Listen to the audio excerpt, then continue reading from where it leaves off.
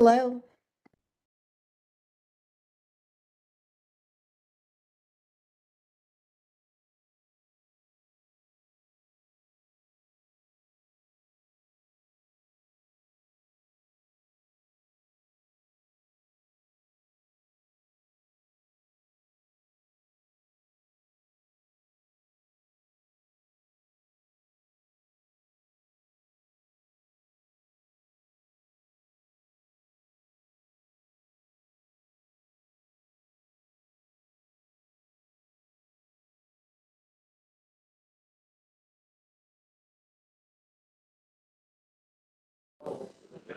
Justice for all.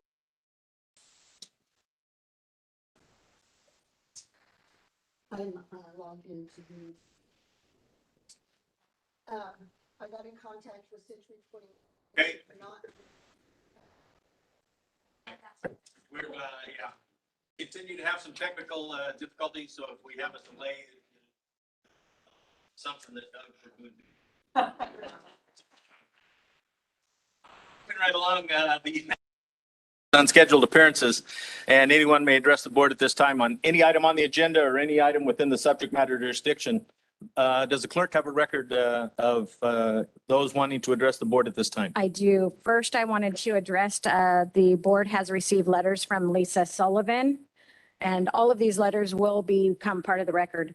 Danielle Gonzalez, Bailey Avila, Becky Allen, Cindy Nasso, Charles Toxa, Liz Toppin, and Mandy Hobbs. And Mandy is in the audience, and I believe she wanted to speak this morning. You want to come up to the podium? Thank you. Okay. Good morning. Thanks for being here. Yeah. Yeah, you better, that way it picks it up on the mic a little better. Some people don't have to talk that, but yeah. Okay, so my letter is an objection to the upholdings development on North Star in North Hanford, California. And I oppose the permanent supportive housing proposed at 664 and 682 North Star Drive in Hanford, California with 72 units. Part of this funding comes from the No Place Like Home program. Per the website is for adults with serious mental illness or children with emotional disorders and their families and persons who are at risk of requiring acute psychiatric inpatient care, residential treatment, or outpatient crisis intervention because of a mental disorder with symptoms of psychosis, suicidality, or violence, and who are homeless, chronically homeless, or at risk of chronic homelessness. The Hanford citizens proposed a different location closer to facilities these individuals and families will need. This side of town is miles away from affordable grocery stores, hospitals, Kings County Health Department, and behavioral health. There are better options in a more centralized location. The city, the county, the developers, and its elected officials are taking advantage and misleading the citizens of Hanford, California. The citizens have repeatedly opposed this project, yet the county and city marches forward. Even if these are privately owned, the officials should support the citizens who are against it and do what they can to stop the North Star location. The marketing materials by the developers spin what the facility truly is to take advantage of homeowners in the area and citizens. Homeowners have spent their life savings to buy their homes. It is also important to have a nice housing community to attract businesses and employers to our city. Children should live in a safe environment. Also, there's a senior living community right across the street. Our community cannot be guaranteed safety from individuals housed in this facility. We have worked hard to obtain our home in a nice and safe middle-class neighborhood. Now our safety and property value is at stake, which causes a lot of anxiety and uncertainty. What we thought would be our forever home now is not certain. Now we have to purchase additional security for our home. We're not even sure if we feel safe walking the dog in the neighborhood. There's other properties in better locations with property owners willing to consider and sell them. We suggest a different location for this facility. Good. Thank you for your remark. Thank you for the letter. The first speaker card I have is Becky Hudson.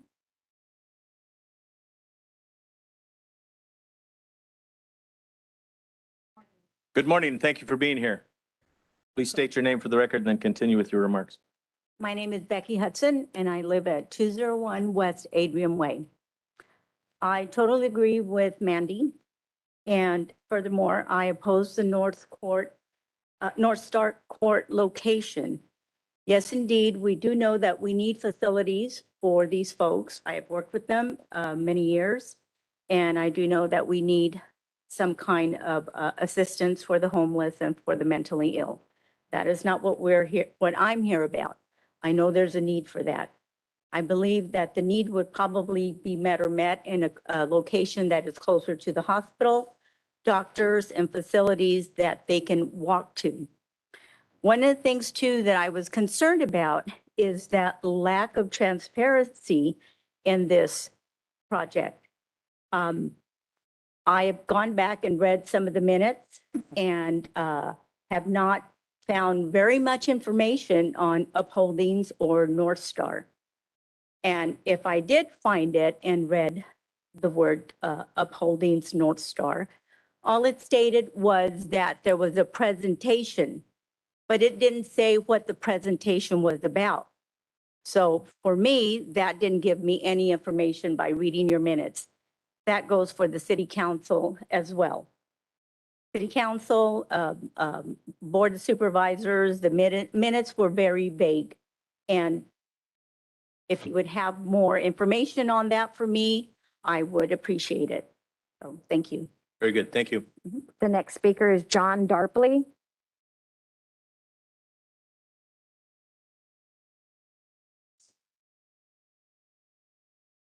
That one right there, right? That one John? works. You can speak at that podium as well. Yeah, either one, whichever one's closer. Morning, John, thank you for being here. Morning. Morning. I'm going to reiterate what she just said. There was no transparency with not just our community, but our whole town. Hey, I feel like I got deceived. All right. If this was something great that y'all decided to vote on, you'd have shouted from the rooftops. Only something that's not good is will be go unnoticed or you won't let us know. Hey, that's why a lot of us are here today. We didn't know about this. Where was the transparency? But yeah, how long ago did you guys know about this? I know at least 3 years, if I'm not correct, maybe longer. I don't know. I'm not sure on that. So in 3 years, I know you guys had that information. The information really didn't change. You guys can answer that later. Why all of a sudden now? What made you guys change your mind? I would like to know that. All right. The next thing, we know you can say it's not a homeless thing. Okay, maybe it's not a homeless thing. Although reading on some of the things I found out, some of the homeless people who do get a job, they do come in here. Mental illness, transitional people, getting out of jail, getting a job, getting out of prison, get a job. These are all type of people that are coming in our neighborhood. Our neighborhood did not get a say on this. We didn't get a say whether we were for or against it. There was no transparency. There was no information at all. And you guys are elected officials. You guys are our voice. Upholdings didn't have to tell us. They're the private sector. We expected you guys to tell us, and we did not get that from you. You guys let us down. You gave us no information and brought to us a community, let us decide whether we're for it or against it. Do we need something like this? Yes, but bring it up to the community. All right, let us all know. That's it. Thank you, John. The next speaker is Jim Nelson. Jim, thanks for being here. Joe, good to see you. Name is Jim Nelson, 2781 Borough Court, Hanford. I wasn't going to speak today, but I felt I needed to. Again, reiterate everything that's been said. This is a project that's been blind to us as a community. We're just finding out about it in less than a week ago. And everything that has transpired has really angered me in the sense of I was told that the website was changed to show reflection of no homeless, but when you do the research, there's homeless, there's drug addiction, there's anybody who's coming out of prison, if they're going to decide to live in our community, could be there. Senior living is not far away. There's businesses right there that have children that go to ballet, and it's not a safe place for them. I believe that we should have it, but not at that location. Thank you. Thanks, Jim. Happy birthday, too. The next speaker is Larry Faria.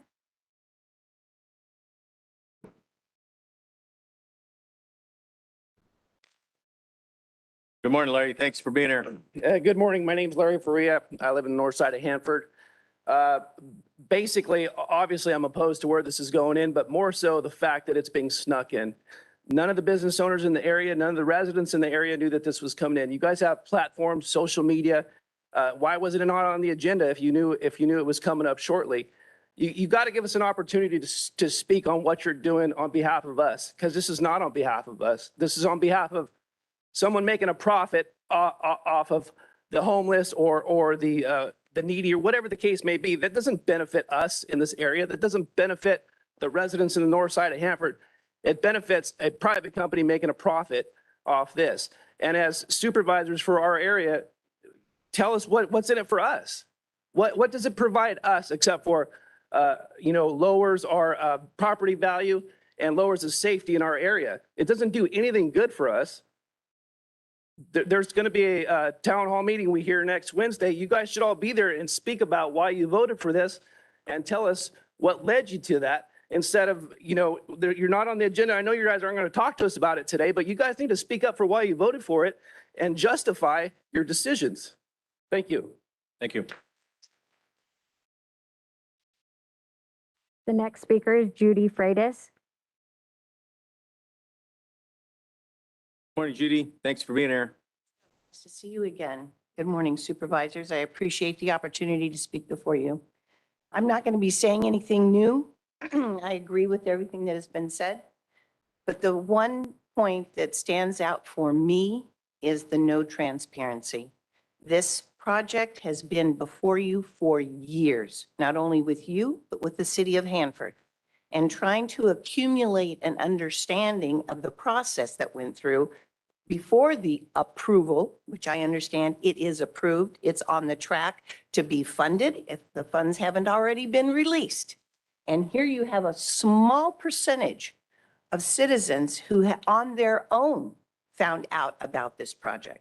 At the least, there should have been, I would say, town hall meetings for us.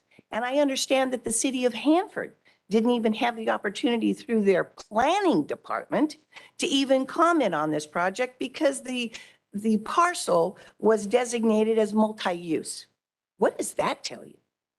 But I want to say, I also agree that this type of a project is needed in our community. I understand that our community, along with the entire San Joaquin Valley, has a population that needs to be served. But let's place this type of project in an area that's going to booster the success of the project, which is close to the medical facilities they need, close to shopping that they need, close to recreation that they also need. And I understand that there's families that are going to be included in this project, close to the schools, whatnot. But the fact that this project was not only approved, but is on the fast track for funding, this isn't going to be cheap for our county, nor is it going to be cheap for the city of Hanford. I mean, we're talking millions of dollars here, as you very well know. So it's of the utmost importance that this project be located in a place that's going to be efficient, safe, for not only for the residents, but also for the participants of the project. But the old analogy is the cow's out of the barn. Yes, she is. Let's put her in the right pasture. Thank you. Thank you. The next speaker is Jeff Mora.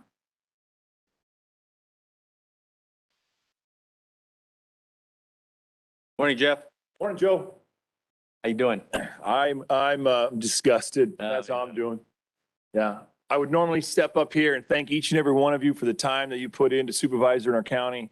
And I can't do that today because I'm disgusted with the lack of transparency with this project. I put my vote. I was proud of the person I voted for in my district, and I'm not proud anymore because, as you already can tell, there's a lot of angry people here. And I just keep staring up here and it says, "In God we trust," which we all do, which is why we prayed. That was a great invocation, by the way, sir. We put our trust in God. We also put our trust in each one of you. We trust you guys to take care of our county and our city. This makes no logical sense for where this is located in our city. As Mandy stated, first off the get-go, there are no facilities for these folks anywhere close to this. They're going to have to catch a bus downtown to medical facilities.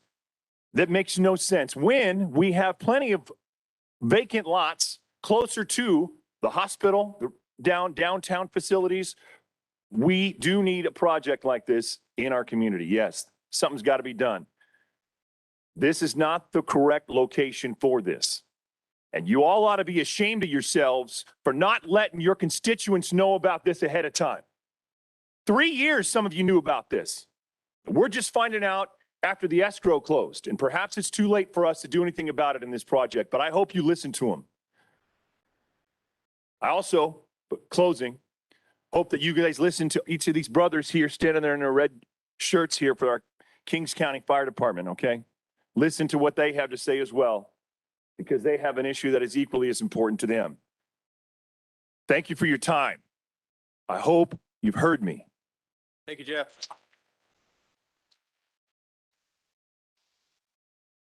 The next speaker is Ernie Harmon.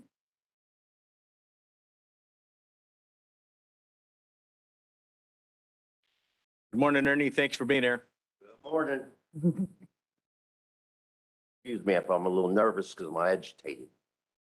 Unbelievable. Unbelievable, you guys that I know. This tax thing you're going to talk about, I believe is on your agenda today. You might want to boost that up a little bit because this place needs some type of security that's on board if you're going to do this to us so they can monitor what's happening at this place.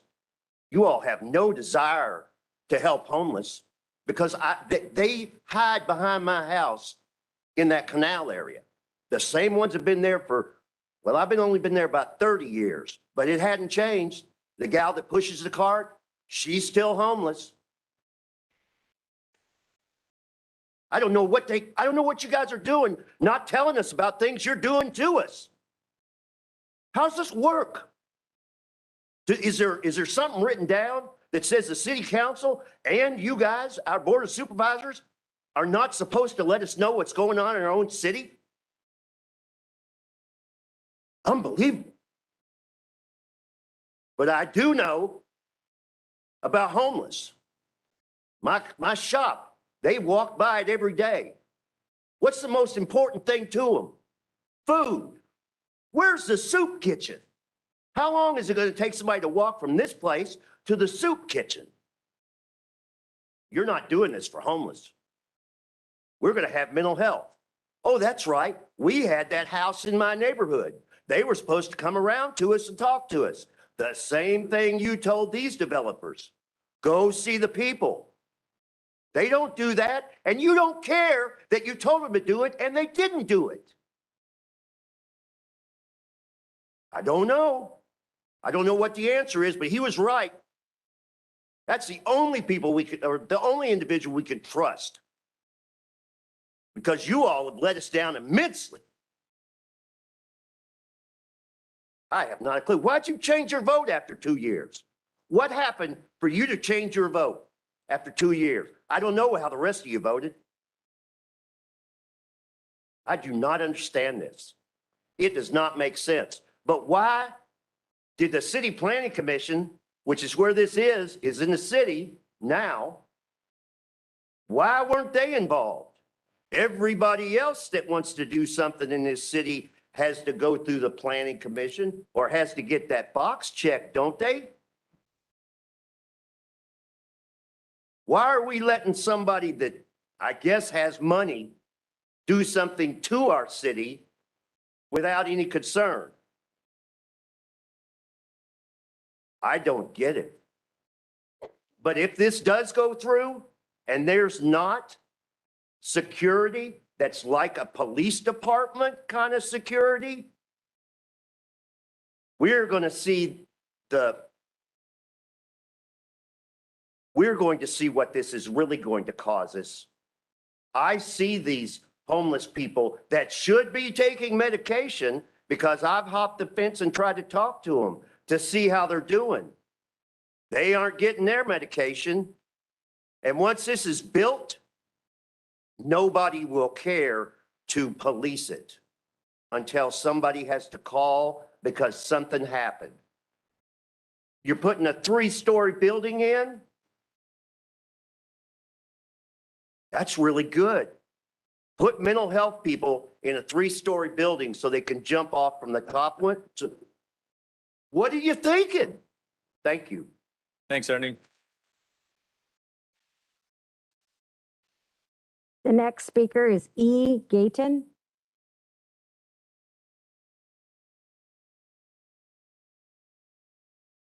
Good morning. Thank you for being here. Good morning, ladies and gentlemen. First of all, I want to thank you very much for not taking the word God out of the Pledge of Allegiance, just like our Democratic Party did when they had their convention back here a while back. On the Pledge of Allegiance, when it says, "I pledge allegiance," and each one of you said that. You pledge allegiance to what? First of all, the flag of the United States of America. If any of you really checked out that flag up there that we were pledging allegiance to, check out the history of it. Why do you think this cancel culture is going on now to cancel things out? So we don't know history. You check out that flag there to see whether that is the United States of America flag or a U.S. flag. There's a difference between it. The other is to the republic, not the democracy. Always fed we're in a democracy. It says right there in the Pledge of Allegiance, republic, for which it stands, one nation under God. So in other words, pledge allegiance to God also. Is a person lying to him when they really don't mean what they said? Indivisible. Right now, you're dividing people up. Right there, indivisible. Dividing people up. And a person just said that a while ago. We said that with allegiance. With liberty. Where's the liberty for the people that are not here, that don't know about this? Where's the liberty for them to know what was going on? And justice. Where's the justice in that? All these other folks have said some things, and maybe there's some others that say some things. Where's the justice for those people knowing what was going on? For all. So I thank you folks very much. Heard you check out the information. You'll have to go back quite a ways to check out some of the information because there's so much that is being hid regarding our flag. Because there's a difference between a U.S. flag and a United States of America flag. For those of you that are older, you probably may have read some of that history. But check it out because now it's very hard to find the history of it. Thank you very much. Thank you for being here.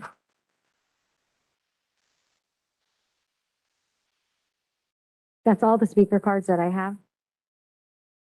Is there anyone else that would like to address the board at this time? Does the clerk have any record of any members on WebEx that would like to? I do not see anyone with their hands raised. And nobody trying to get our attention? No. All right. With that, thank you, everyone. Under the unscheduled appearances, we appreciate all your remarks and we'll take them under consideration. Thank you. That concludes that part of the agenda. The next item is to report out on closed session that was held on February 1st. Mr. Hill. Thank you, Mr. Chairman. Your board took no reportable action on the February 4th closed session. Good, thank you. The next action item is to approve the minutes of the regular meeting that was held on February 1st. So moved. Second. My hearing's not as good as it has, especially with this plate glass window. So who is the second? Peterson. Moved by Verboen, seconded by Peterson. Thank you very much. Any other discussion on the minutes? Hearing none, will the clerk please call the roll? Joe Nevs, Yes. Richard Valley, Aye. Doug Verboon, Yes. Craig Peterson, Aye. Richard Fagundes. Yes. Let the record show that item stands approved by members present. Thank you very much. Next item is a consent calendar, and all items under the consent calendar are considered to be routine and will be acted by one motion. The request of any board member, any item may be removed and made part of the regular agenda. Have board members had an opportunity to review the consent calendar? There are no questions or comments. Move for approval.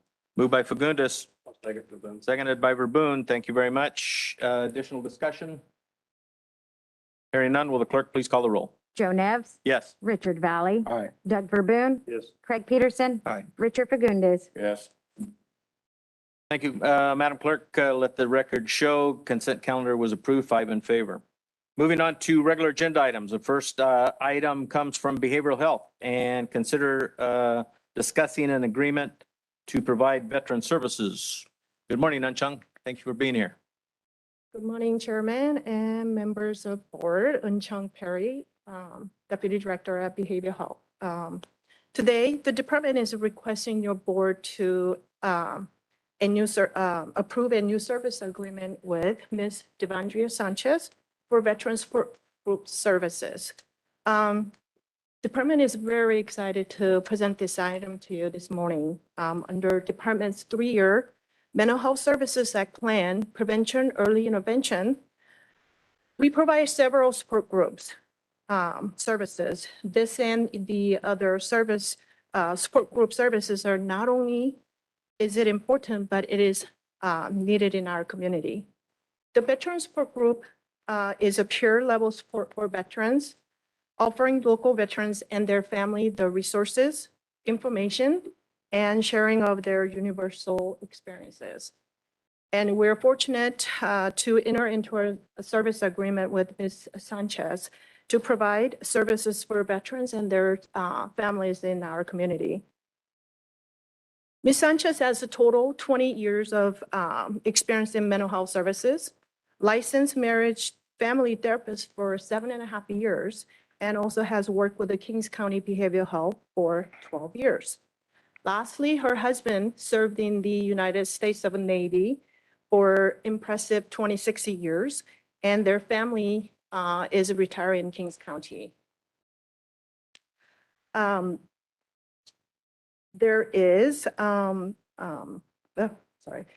There's no impact to the county general fund. The service agreement for this fiscal year is not to exceed $21,600 and $43,200 for fiscal year 22-23.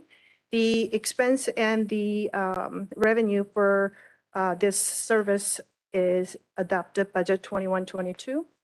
And in the budget unit 422200 Mental Health Services Act.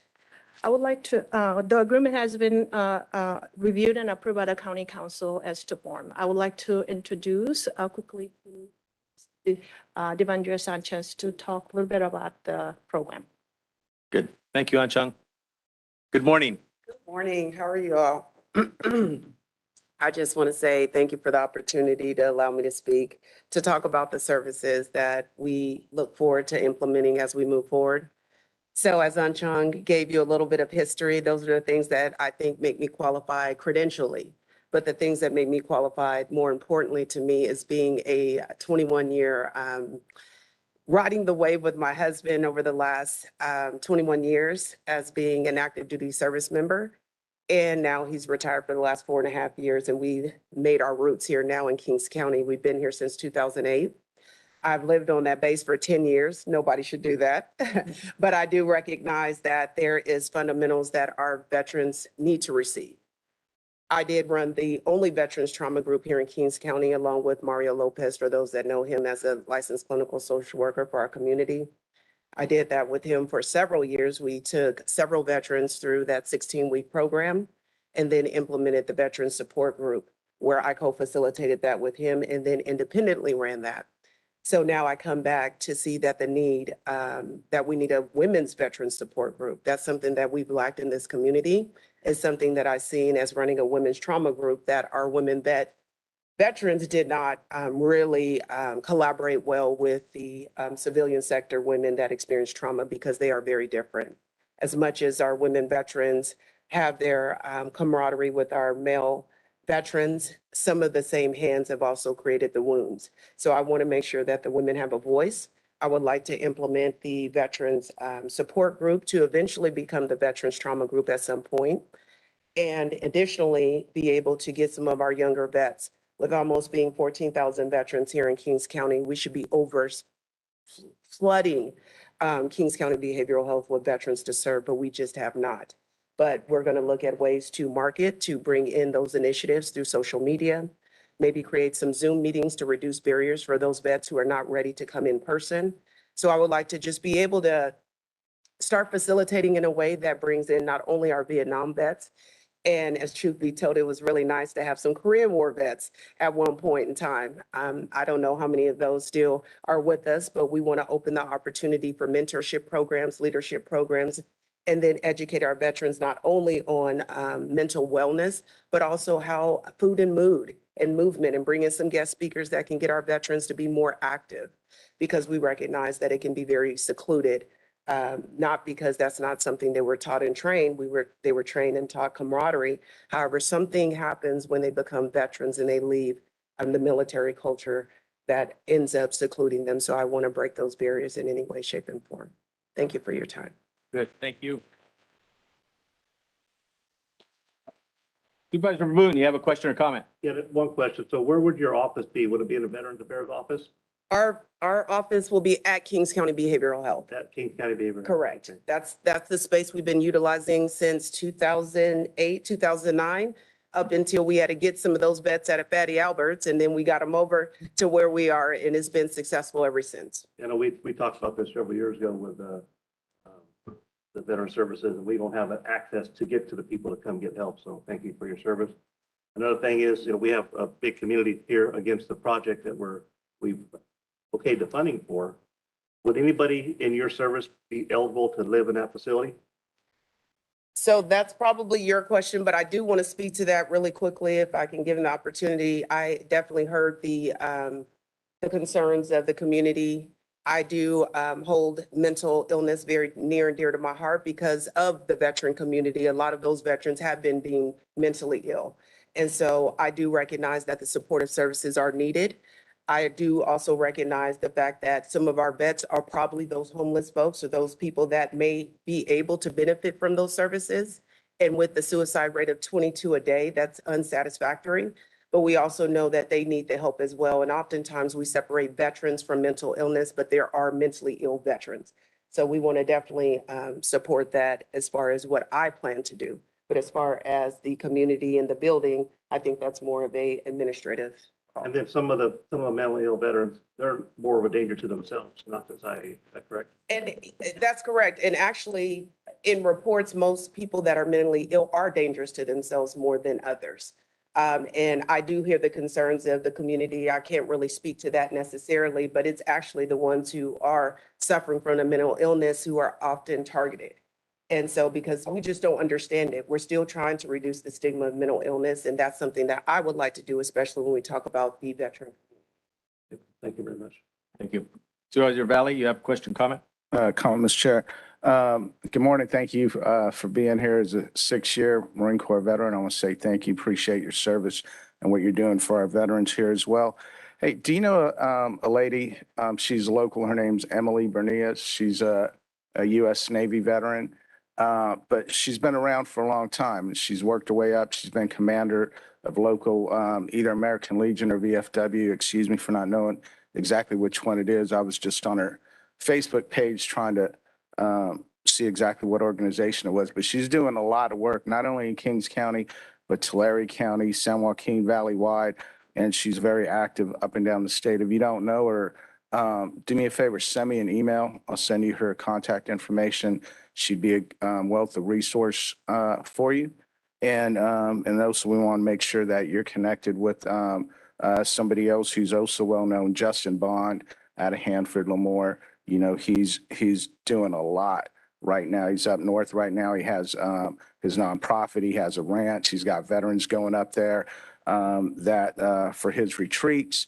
It takes him out to the ocean to swim with whales and the whole thing, right? You go to his Facebook page, you see that they're riding elephants for therapy on his ranch. So let's just make sure we connect that hub and continue to grow that. But thank you again. Appreciate you. Follow up with me for Emily Bernias's contact. I definitely will, and I am familiar with Justin. He's actually came and spoke to some of our veterans. I was there when they built his house. That's where we got connected with him. I'm unfamiliar with Emily, so I'll definitely reach out. And just so the record is, my husband is back working at the same squadron as a civilian. He's one of the safety officers, so he's going to definitely be pushing and marketing this initiative as well. But yes, thank you. I will email you. And just for the record, he's U.S. Navy. I'm just the wife. Is he Served along the journey. Thank you. I did serve with him alongside the journey. and that's one of the toughest jobs in the military too, is the spouse of the military serviceman or woman. And so thank you for that. Is your husband by any chance, was he a ordnanceman in the Navy? AT, he was aviation technician.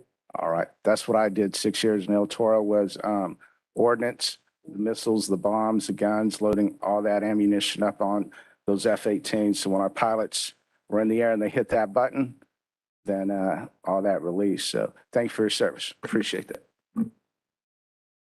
Additional questions or comments? No questions or comments. I'll move approval as presented. Second. Moved by Verboen, seconded by Peterson. Additional discussion?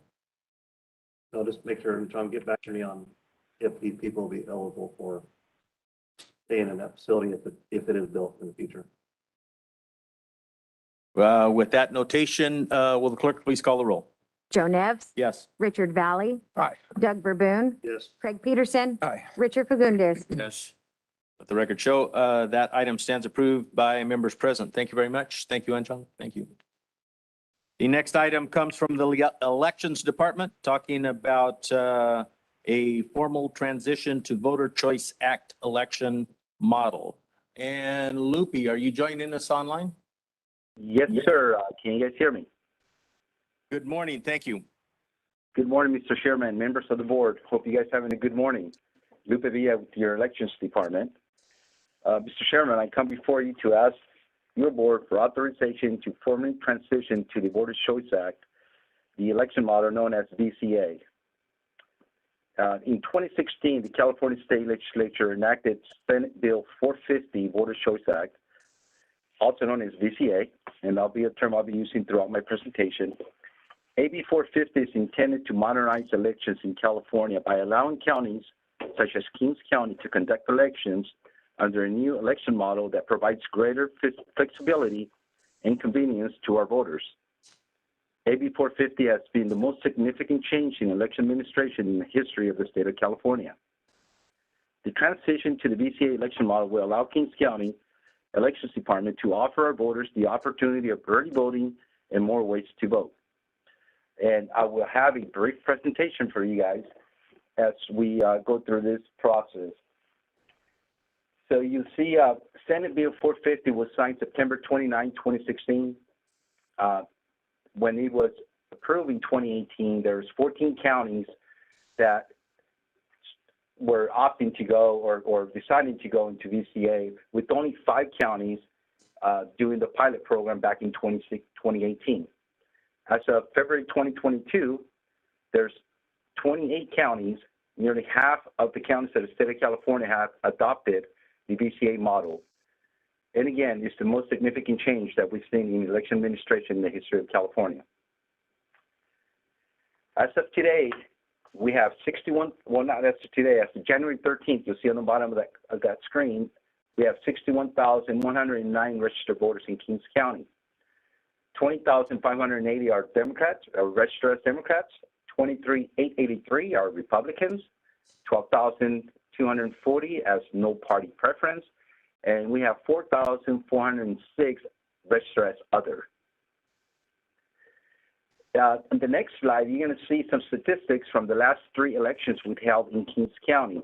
You would see the registered voter number of registered voters from the 2020 primary to the September 2021 recall election has increased by over 6,000 voters. You see the percentages of people that came out and voted in person. For example, in the September 2021 recall election, we had just 3.5 or 3.65% of the folks came out and voted in person. 2.9 came out and voted by mail, and we had a total turnout of 50%. The greater or the most active election we had was in the November 2020 general election. We had a turnout of 44,442 for a percentage of 73.86, which is a number that is record-breaking in Kings County. And that was out of 60,173 registered voters. Moving to the next slide.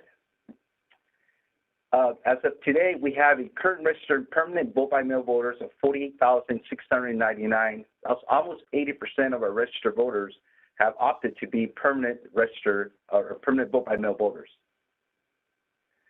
Currently, the number of non-permanent vote-by-mail voters is 12,499.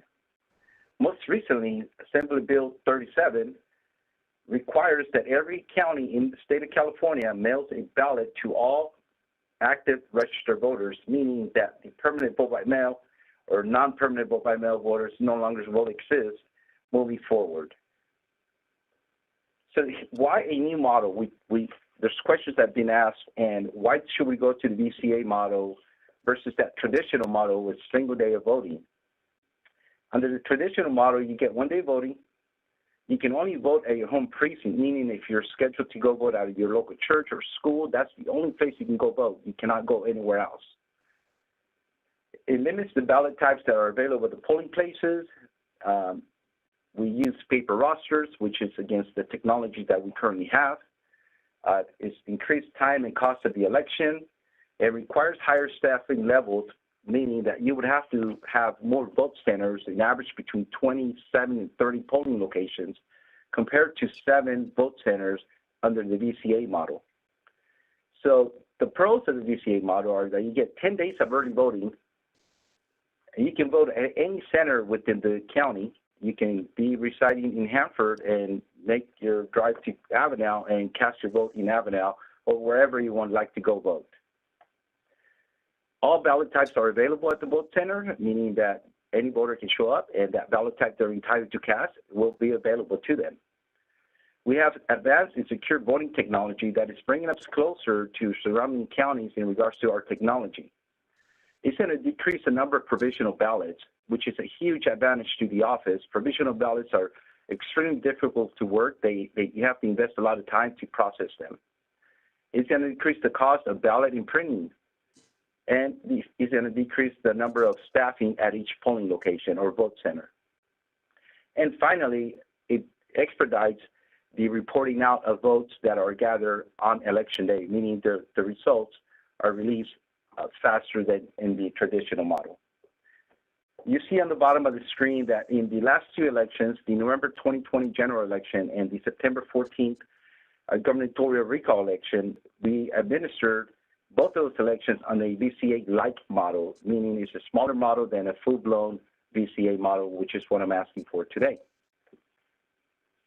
How does that work? So our voters are going to have 3 options. You're going to be able to vote by mail.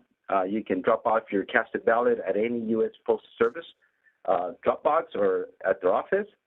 We have 11 ballot drop box locations through our county that are official and are collected on a 24 to 48-hour basis by our office. That's what our ballot drop boxes look like for the audience that is looking. That is the official ballot drop box of Kings County. Those ballot drop boxes will be open 29 days before the election, which coincides with the date that ballots are being mailed out to our voters. Vote centers. You may go vote at any vote center within the county. You can also go and drop off your casted ballot at any vote center within the county. The centers will open 10 days before election for a total of 11 days, and that includes weekends and holidays. What else can you do at a vote center? Folks showing up at a vote center can get a replacement ballot. They can update the registration information. They can receive assistance in multiple languages, and they will have access to accessible devices so they can cast their vote. This screen that you're seeing now is it's a sample of how we lay out a vote center. And we do so to try to create a flow in which the voter comes in and easily maneuvers their way out to the vote center. So you'll see that there's stations that are identified for a specific function using that VCA model. The technology that we deploy are ballot on demand printers, which print ballots on demand, whatever precinct or ballot type that we need. We have our poll pads known as knowing poll pads. Those are replacing our rosters, our paper rosters, which are very thick due to the number of voters we have in Kings County. So therefore, it's easier for us to find our voters. We got ballot marking devices in which the person can vote using our electronic devices. And then we have our traditional booths for people that choose to vote on their paper ballot. There's accessibility available to voters within the county to take advantage of at any of our polling locations or vote centers. We have the ballot marking devices. We also have trained staff that can assist the voters. These are important dates for the upcoming June 7th election. If we're to get approval today by your board, the dates that you see on here are very important for our voters. May 9th is when the ballots will be sent out to all active registered voters. And it's also the date that we open our ballot drop boxes. Again, there's 11 drop boxes throughout Kings County. May 23rd will be the last day to register to vote. And that can happen by mail or online for this election. May 28th, 2 vote centers would open, and that is correct. That is for our Memorial Weekend. We would be opening the center on Saturday and then work all the way up to Election Day, which is June 7th. Saturday, June 4th, we would have 5 additional centers open, which is 3 days of early voting. So it would be Saturday, Sunday, Monday before the Election Day, June 7th. And on June 7th, you can come in and register to vote on the same day, and all your ballots are due on that day. They must be postmarked by that day, otherwise they will not be counted. June 14th is the last day that we can receive ballots with the postmark of June 7th. The vote center hours would be 9 to 5, and of course, on Election Day from 7 a.m. to 8 p.m. These are the locations that we identified so far, and we are working hard to try to establish these locations for not just the June 7th election, but future elections as well. So the centers that we open for 11 days would be our office, the elections office, and it would also be the Office of Education in the city of Lemoore. The centers that would open at the 4-day mark would be the Avenel Recreation Center. We're working with the city of Avenel to try to establish that as a polling location or vote center. Courtyard and Rack, the multi-purpose room, Longfield Center, Sierra Pacific, and the Masonic Lodge in the city of Lemoore. And again, those locations need to be finalized. The following screen, you'll see the locations of our ballot drop boxes. At the bottom of that, you'll see that Kettleman City location. We're still working with members of the community to try to identify a best location for that drop box, and we will be adding an additional drop box location to the city of Lemoore. Getting involved, that is the what we want in our office. We want people to submit feedback in regards to the election administrative plan, feedback to our office in what's best for their communities as it relates to voting. The BCA election model will continue to allow our voters to return their casted ballots at any of our 11 ballot drop-off locations. The official ballot drop box will be available 29 days prior to election, and again, it coincides with the date the ballots are sent out to our voters. Fiscal impact. The Elections Department has allocated sufficient funding in the 21-22 budget to conduct the June 7th primary under Budget Unit 155000. A projected cost of $300,000 has been determined. That is based on the last 2 elections, which is November 2020 and the September recall election. Both elections were conducted under the VCA-like model. The transition to VCA is projected to be minimal. We have secured the equipment, the technology that we need to be able to deploy this model, and therefore it is considered to be a minimal impact in regards to securing equipment. And that equipment was secured through federal and state funding. Additionally, the Secretary of State will be allocating Kings County additional funding for communication and outreach efforts as they relate to the VCA implementation, should it be approved. Additionally, we received funding for the recall election, and we have received approval to use those funds to implement the VCA model, and that is a total of $287,000 that were left over from the September recall election. And lastly, the Kings County Elections Department is well positioned to implement and transition to the Voter Choice Act model. The Elections Department successfully administered the November 2020 general election and the September recall election using both of the VCA-like models. The Voter Choice Act model is the future election model for all California counties. I ask that the board support and embrace the VCA model and that it approves the rest of our voters to formally transition to the Voter Choice Act model effective beginning the 2022 election model and moving forward.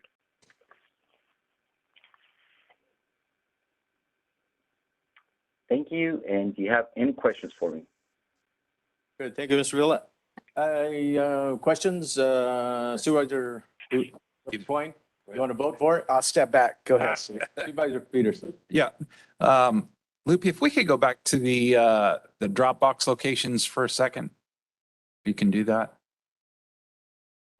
Yes, sir. And then, just from the standpoint of safety of that Dropbox and security, can you maybe outline, what you're envisioning as far as, are these things, they're solidly mounted to the ground and they're not going to be, they're anti-tamperable type scenarios? So each Dropbox is installed by our Public Works Department. They've been doing this for the last 2 elections for us. Each of those locations, Mr. Peterson, with the exception of the bottom 2 that are to be determined, have been used in the past. We have yet had any incident of any Dropbox being tampered with or damaged or vandalized. We deploy the ballot drop boxes a week before the opening date, which is the 29 days before the election, and we collect them within 10 days after the election. So we go back, we pick them up, and we bring them back and store them in our warehouse, and then we clean them up and then deploy them for the following election. They're secured to the ground. They have 3 locks that are from the outside. One's for the chute, 2's for the door on the bottom, and then there's 2 additional locks in the dropper inside the box. And again, those ballot drop boxes the ballots collected are by staff with the elections department, and they carry with them sheets that they have to complete, and they had put them in secure canvas bags that are dropped off to our office, and we make sure that before they leave, we count. So the count on the sheet matches the ballots that are dropped off in our office. And again, those are collected a maximum of 48 hours. Every 48 hours, we collect those ballots. Okay. Very good. Thank you. George, ballot. Thank you, Mr. Chairman. Loopy, thank you for the information here. I think I may have misunderstood. I know you and I talked about a week and a half ago, the board, we took up our legislative platform last meeting or the meeting before, so this conversation came up, and I asked you for some clarification. I know our board voted to, as one of our legislative priorities in Sacramento was to oppose any legislation that would extend the voting period. I believe it was up to 14 days, and LA County is looking for 14 or 15-day election cycle. And when I spoke to you, Mr. Villa, as understood, you thought that would be too long. That might be good for LA County because they're so large, but our county's small enough that we could do this in about 4 days. And so I'm in agreement with your model as it goes from, bless you, from Saturday to Tuesday. But when it's presented as an 11-day voting period, I think that's where I misunderstood. So I'm gonna give you an opportunity to clarify on that. Now on the 11-day, I could get there if it's just your office, and I see that you have it listed as your office here, right across from ours. that's fine. I think people have always had the opportunity to vote for a long time, even though the voters don't know about it. But when those ballots hit, they always had the opportunity to come to Kings County Department of Elections and vote early, weeks ahead of the traditional one day of election. And so that's not a problem. But when you look at opening up for 11 days in the city of Lemoore, only one specific city in the county of Kings, have you looked at that as any kind of liability to issue of fairness? Meaning if Corcoran or Avenel were to say, why can't we vote for 11 days and have an office open here? Why is the city of Lemoore getting that? So I'd like to support this as long as it's uniformity, meaning if you take a look at the issues of having this thing open for 11 days in Lemoore. Okay, so I'm gonna stop there and give you a chance to catch up, and then I may have a comment after that, Mr. Chair. Thank you. Sure, Supervisor Valle. The number of 7 vote centers was a number that is established by the Secretary of State and under current election code. So any county who is wishing to implement VCA has to have a minimum of 1 vote center per every 10,000 registered voters.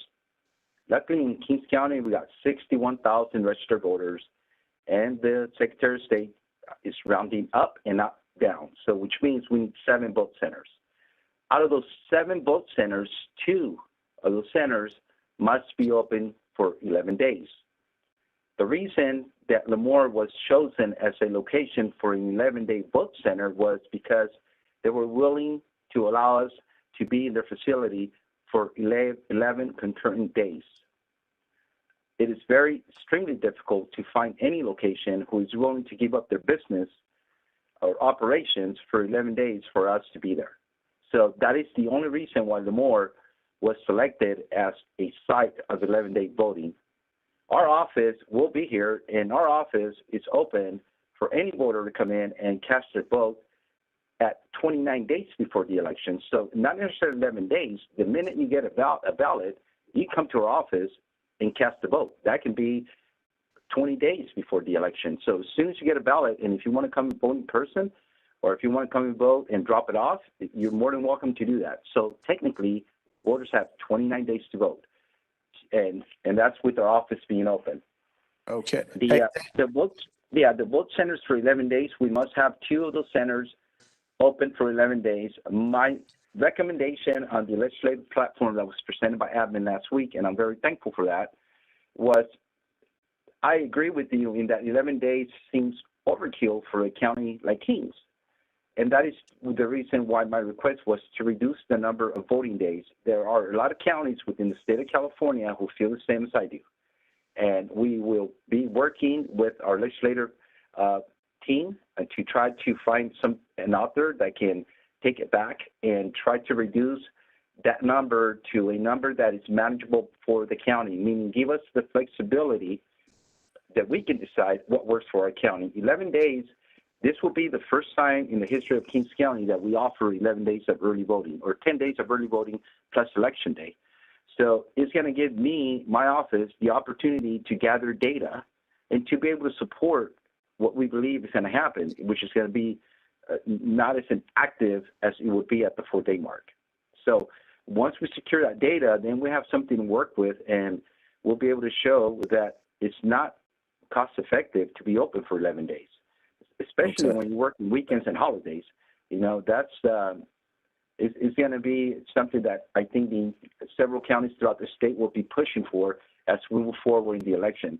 So I'm hoping that someday there's a piece of legislation that can be adopted and approved to allow us to allow counties the flexibility needed to deploy a model that matches or fits their county. Okay. Hey, Mr. Villa, thank you for clearing up the part about why we need 2 and the fact that sounds like it's mandatory for that. Talking to you the other day too, I don't want to put words in your mouth, so correct me if I'm wrong. I asked you if the Department of Elections had a mission statement. You indicated that you do, and that your mission at the Department of Elections is always to make sure that the voters in Kings County have access to vote, have the highest ability to vote for everybody, regardless of party affiliation. And I support that. I support that ability for that to be available for our people. As I said earlier, I'm a U.S. veteran. That's part of the reason why I served them 6 years, to make sure we protect those rights and those freedoms. And, for the people in the audience who spoke passionately today, and you referred to that, "In God We Trust," that was a vote right there. That was on the agenda. We had to vote. And I'm going to tell you, there was people here who came to our board meeting telling us 5 to vote no. That didn't want that. So there is a bigger picture around here too. A lot takes place. Agenda comes out every Friday about 2:00 to let you know what's going to be on the agenda every Tuesday at 9. I wish that was longer. I've talked about having that for a 2-week heads up. I don't like it sometimes. I'm at home, I get an email, I see the agenda. Whoa, I got to vote on this on Tuesday. And sometimes I feel there's not enough time or information to absorb that or to get that word out to the people as well. So trust me, a lot of what you said was heard and absorbed and has been said here before. So thank you again for being here on that. Mr. Villa, thank you for your service. I know the last 2 years have been very challenging for you with everything that's been going on around the country as it relates to COVID and pandemic and just everything you guys had to change. I wasn't a fan of this model 6 years ago when it came up, and they started doing in other cities. They were testing this. I thought this was for big cities, and Kings County didn't need this. But seeing it work the last 2 years, I'm now comfortable with the process. I'm comfortable with the security of the drop boxes. Thank you for putting one in Kettleman City as well, and responding to those folks there who said they wanted one there in their community. So thank you for the time, Mr. Chairman. Good, thank you. Supervisor Raboon, question or comment? Thank you. So Loopy, I got a question when it comes to, voter ID and making sure the person that votes is actually valid, registered voter. Can you walk through the process when someone drops a ballot off, 11 days before the election, how you check that person out to make sure that they're a valid voter? So by election code, we're not allowed, Mr. Raboon, to ask for an ID. However, if a person is registering for the first time, they must provide an ID. Now, if a voter comes in and hands us an ID, and they're willing to provide that ID, we instruct our poll workers or election staff to take the ID, and it's with the technology that we can deploy with the VCA model, it can allow us to read the stripe and back of that ID, and it populates their information for us. It makes the interaction with the voter a lot quicker and accurate because the information on that ID will populate on the iPad. That's if we deploy a VCA model. If we were to go back to traditional, again, you would have to go to the paper roster and find the name and then cross it out, just like we did in the primary of March 2020. So to answer your question, we cannot ask for an ID. If the voter does offer the ID to our election staff or poll workers, then we'll take the ID and swipe it and collect that information a lot faster. Okay, thank you. And You're welcome. Supervisor Valley's comments. I remember doing the In God We Trust vote that we had probably more people come against me on that one than we had today on the project. And it was probably the biggest fight we had putting that up there. So I really appreciate everybody coming today and speaking their mind. We heard you loud and clear. But talk about that on this vote. But with that, all I have. Very good. Any other questions or comments? And Mr. Chair, one last comment from me. Okay, go ahead, Loopy.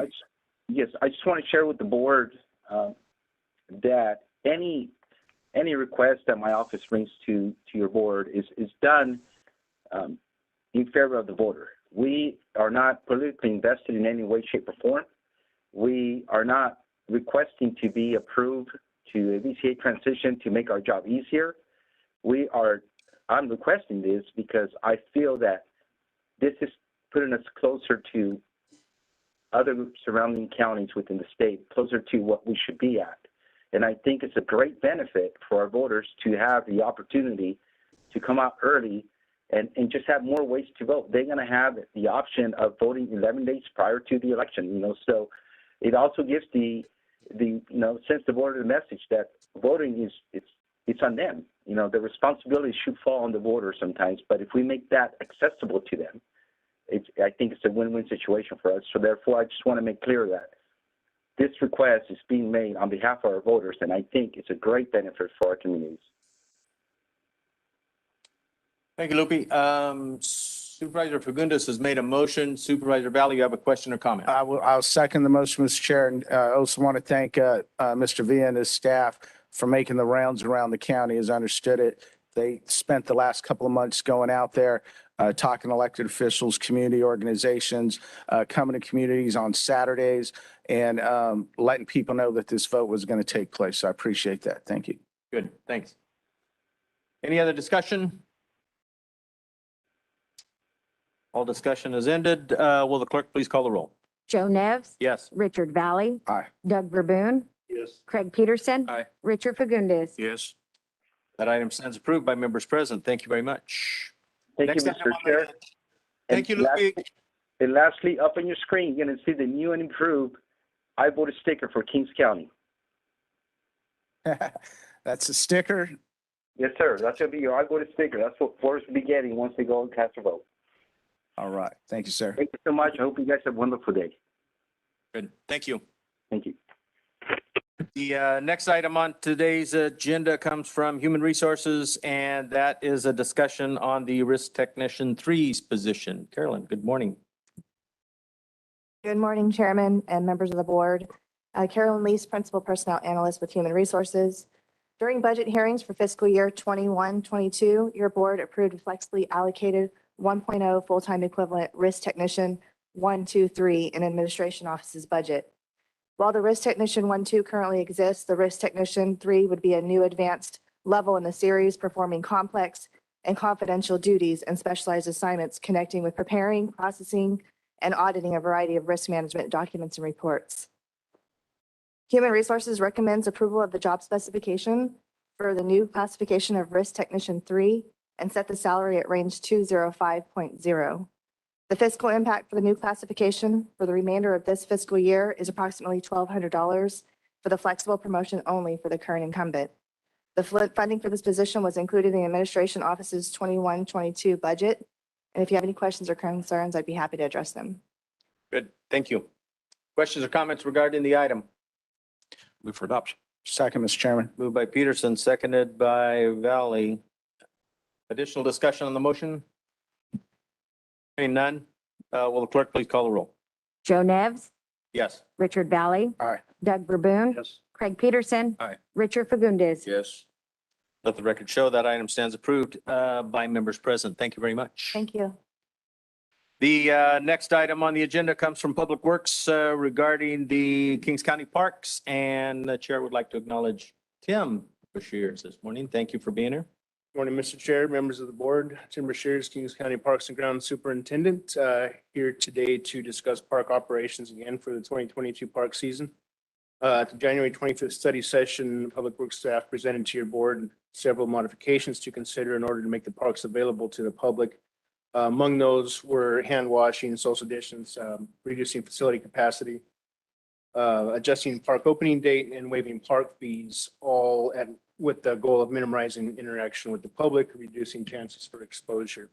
I also informed your board at that time that the CDC website is no longer offering guidance to park and recreation administrators. In fact, they've archived that web page since we've gone off the blueprint. We've been operating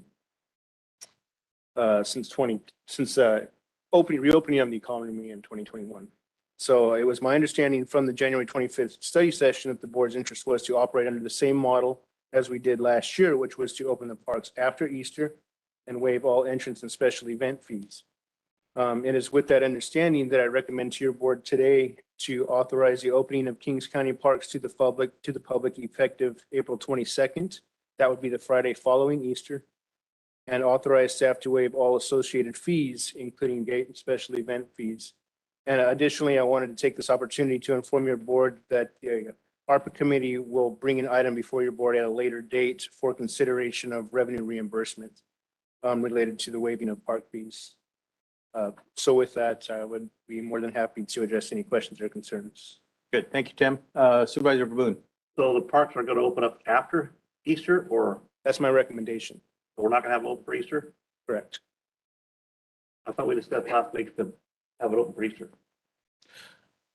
Yeah, that's the way I understood it too, that the board wanted the community there have the ability to go there on Easter. Staffing was the only issue. You know, just if something should happen between now and April and you have to be able to open the staff, but Tim, do you have the staffing available? Yeah, we Is can that- make the parks available April 1st, and it was my understanding, so it was my misunderstanding from that meeting that we were going to open April 22nd. We are prepared to, for an April 1st, I believe, be open for Easter weekend. Yeah, I would rather see it open for Easter week. I think my comment was last week was the fact that, people have been held up for too long.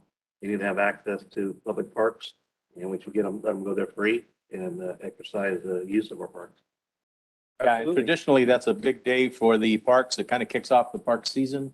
And it just depends on the weather. Sometimes Easters are very nice and very mild, and sometimes they're very wet, and very cold. And so that kind of does go up and down, but yeah. Tim, is there any operational? No, we can, Yeah. we can absolutely accommodate that. If we're going to open for Easter weekend, typically we would open 2 weeks prior to Easter to kind of get in the mode of the parks going to a 7-day-a-week work week that covers the weekends. So that would, I believe, 2 weeks prior to Easter, that Friday, March 17th, and I'd have to check my calendar to be. April. March, well, 2 weeks prior to Easter. I think Easter's Easter. April 1st, right?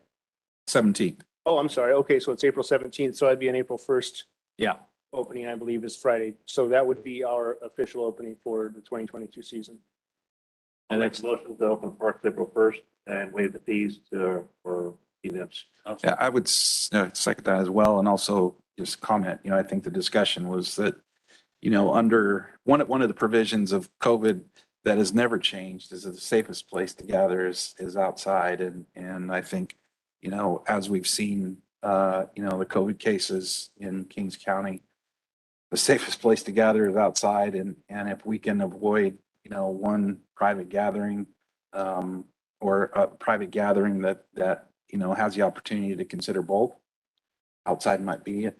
And so I think it's, we learn how quickly one case can spread and as it has here at the county. So with that, I think, did you get the Additional second? questions or comments?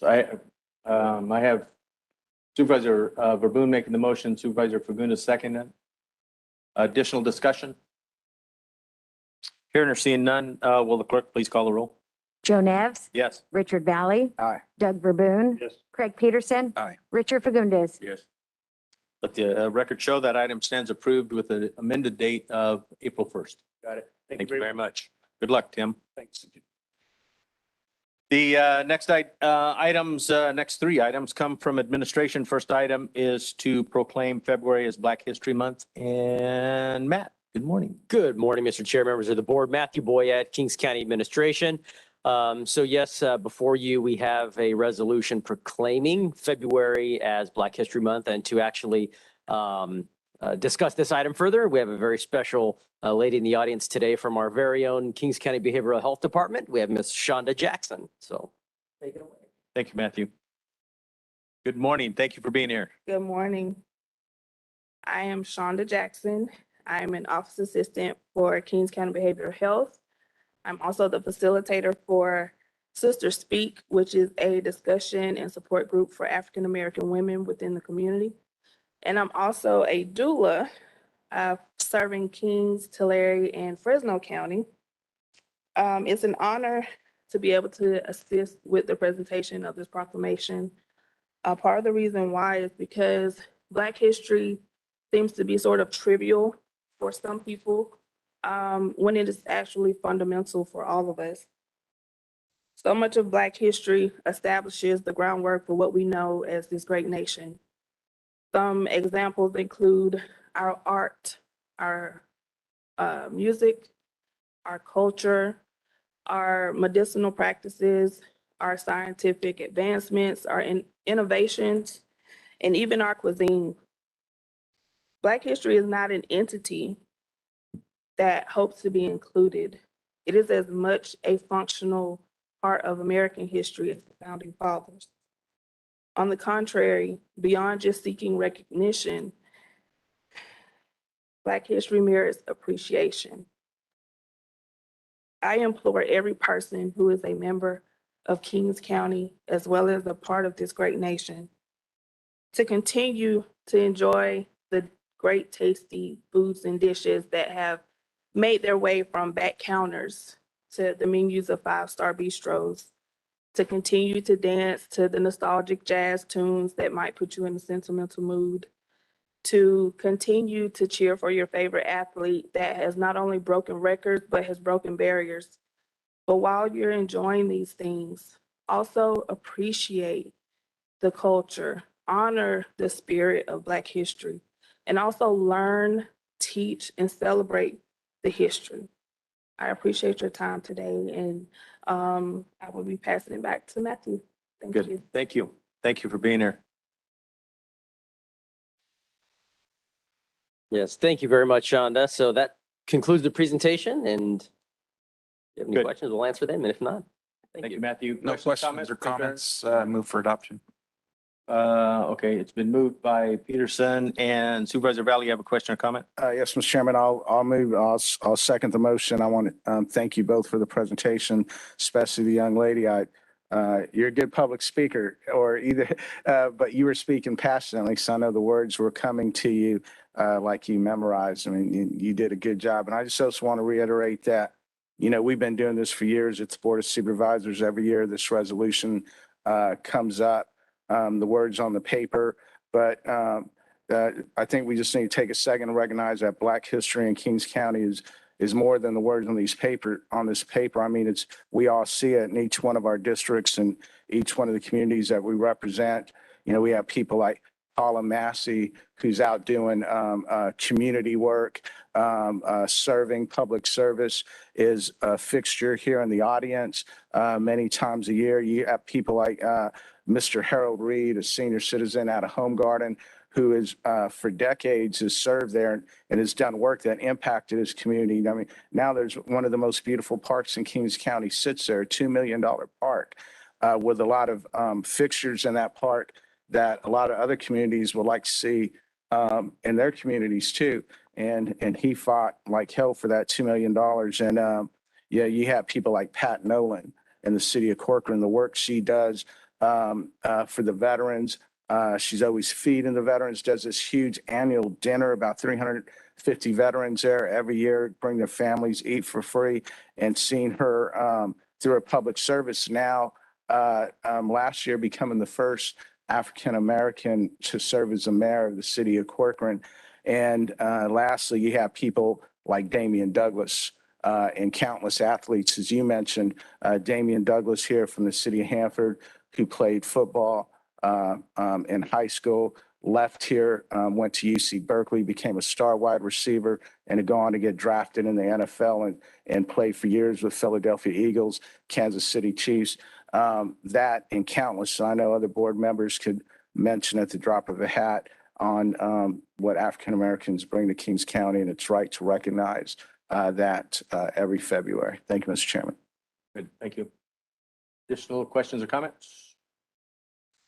Hearing none, the item has been moved by Peterson, seconded by Valley. Will the clerk please call the roll? Joe Nevs, Yes. Richard Valley, Aye. Doug Verboon, Yes. Craig Peterson, Aye. Richard Fagundes. Yes. Let the record show the item stands approved, 5 in favor. Thank you very much. The next item up for consideration is to adopt the state and federal legislative platform that was discussed last week. And Dominic, would you like to present the item? Yes, sir. So, Mr. Chairman, members of the board, good morning. Domingo Cruz. One Not of your Dominic, administrative wrong hours- Dominic. Administrative hours. Wrong Dom. Dom. Very much. So this morning, I'm here to request that your board approve the state and the federal legislative platform for calendar year 2022. So last week on February 1st, staff presented the 2022 state and federal legislative platform documents to your board in a study session, which outlined several topics of importance and influence to the county, our region, and our state. The document has been prepared in a final format for your board's consideration. Addition and changes that your board directed are now reflected in the final format of the platform. It should be part of your packet. So the addition of the waters of the United States under the water section on the federal side is on the top of page 17.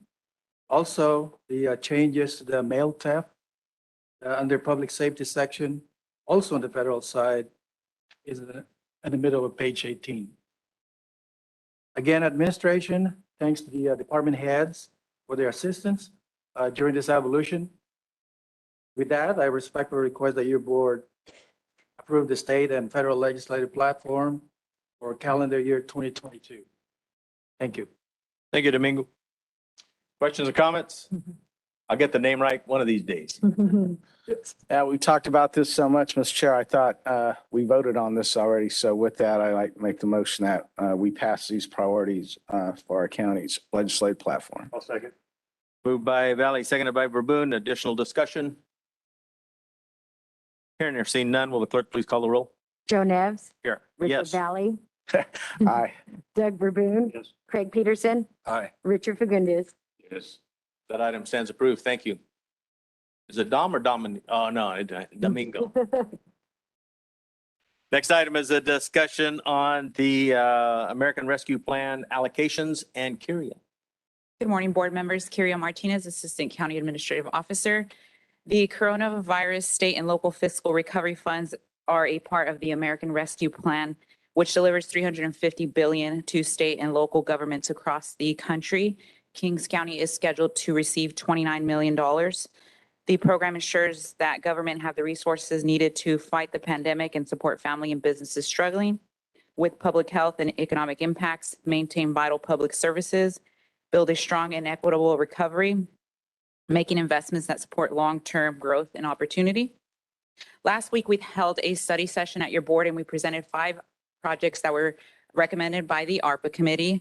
The total amount of fund requested at this moment is $2,257,600. If your board approves the proposed recommendations, the remaining balance of the ARPA funds would be $16,089,726. The proposed projects currently fall into the categories of increased public access and deliver effective government services, category of medical examiners and morgue staff, and the category of impacted household communities. The ARPA committee selected 5 projects and are as followed: the Sheriff Pathology Services Contract, the County Human Resources Scanning Project, 2 MEG generators for the county, information technology items, and funds for the Kings County Commission on Aging Adult Daycare. At this time, we request formal action from your board to approve the following. Approve the American Rescue Plan allocations amount of $2,257,000 and adopt the budget change. I'm available if you have any questions. Thank you. Thank you, Kyria. Questions or comments? Kyria on the item. Supervisor Valley? Yes, thank you, Mr. Chairman. Again, we had a good study session on this, the other board meeting last week. I appreciate the follow-up. I'm not going to take up the board's time here again today with what the things that I was concerned about last week, but I do understand that you're sending out emails to all the department heads, letting them know that this is an opportunity of funding here for them to submit to the ARPA committee some things that they were impacted by during this pandemic, and this is a good opportunity for them to use these funds to make our county better. That being said, Mr. Chair, I'm prepared to support all the items recommended by the ARPA committee today, but I also want to take this opportunity here, Mr. Chairman, to see if we can get some type of consensus by the board or whatever council would see fit to get to this next step. And that is, Mr. Chairman, the ARPA committee today was formed by the former CAO of the county. And so as I appreciate the service of the ARPA committee members, I think that it's only right that we give our new county CAO, Mr. Ed Hill, the opportunity to appoint a new ARPA committee. I think all in the sense of being respectful to his position, but also in the spirit of positivity that this is good timing, meaning that the ARPA committee just did the work to get us where we're at here today. They're hitting the reset button. They're going to sit down and come back with another round of funding requests. And I think it'd be good in a number of ways to have fresh minds there with fresh ideas, but more importantly, again, give all due respect to the new CAO to be able to form the ARPA committee himself. And so that's a consensus that you can ask for, Mr. Chair, if procedure allows that, or if that is something we could all agree on to bring on a future agenda item if separate action is needed. But I'd like to get there. Thank you, Mr. Chairman. Thank you. Additional questions or comments? Just one. Yes. Mr. Chairman. Thank you. I'd just like to personally thank the committee for all their hard work. As I think we've all witnessed, across the United States, this funding has been used in many different ways. And I'm really thankful that the thoughtful process that's went into this. We're a small county. We've always struggled with finances. And this is a one-time opportunity to make sure that we do the right thing for the county now and into the future, and to set up, for success of this county, and strategically looking at how best, that these dollars can be functionally used is a priority for me. And I appreciate the committee's process in answering those questions and bringing those recommendations forward. And, I'm certainly fine with the committee as it sits, but if the CAO thinks that there's a need for some sort of change, then we could certainly listen to that. But I'm happy with everything that's come out of the committee so far. Additional questions or comments? I have one comment. I think that the same thing with Supervisor Peterson and Supervisor Valley. Whatever Supervisor Ed Hill would like to have for his staff on his committee. But, another thing we did, back in 2020, we gave $20 million back to our businesses. So if we're going to have more money coming in, I'd like to take another look at that for the businesses that had to shut down or still having issues with COVID in the future. I think that was, we're the biggest county per capita that gave money back to the businesses that were affected by COVID. And I don't lose track of that. I think that's something we should bring up in the future. We have a new committee, bring in Lance Lippincott, but it can be part of that. And the people are still struggling with it. So that'll make a motion to approve it presented. Been moved by Raboon, I'll second that. seconded by Valley. Mr. Chair, could I also just agree with Raboon on the idea of bringing back funding scenarios for our businesses. If Lance Lippincott doesn't sit on the committee already, I think he's obviously a good resource. He helped us with get out the $6 million to small businesses in the heart of the pandemic. And I think his experience would be very useful here moving forward on the topic of helping our businesses. Thank you. Thanks. Gary, would you like to close? Yes, I have just two comments. The U.S. Treasury does provide guidance for the ARPA funds, and in those rules, there isn't an indication on, the committee or anything like that. So I do want to clarify that point. And also, Lance Lippincott is part of the ARPA committee. And in the first round of ARPA funds that we requested for approval, we did give $500,000 to small businesses, and we have yet to expend that amount to date. No, he's very honest. I'm sorry, Mr. Chair. He's been very honest on their the ability of his staff. I mean, the $6 million to get out as fast as they did, they didn't take a day off for about 2 months. They were working Saturdays and Sundays to process those requests and getting checks to those small business owners. So I think at that time, he was just honestly saying, hey, look, we're trying to wrap this up. But I think it's a good point in time to go back to him now that they've caught a breather on that. And he's shown how quick he can get that money out. And lastly, I want to thank Sheriff Robinson. He's done a good job here almost 2 years on the ARPA committee. Appreciate you, Sheriff. And I think we always need a public safety rep like you on that ARPA committee, because there's levels to this, right? And if anyone's been affected besides the public, it's our firefighters and our county sheriff deputies as well. Thank you. If I may, before there is an actual vote, I'd just like to clarify, and so we all have an understanding what the vote is. There's been lots of discussion, but my understanding is that the motion is to approve as recommended the American Rescue Plan allocations and also adopt the budget change. That would be the motion.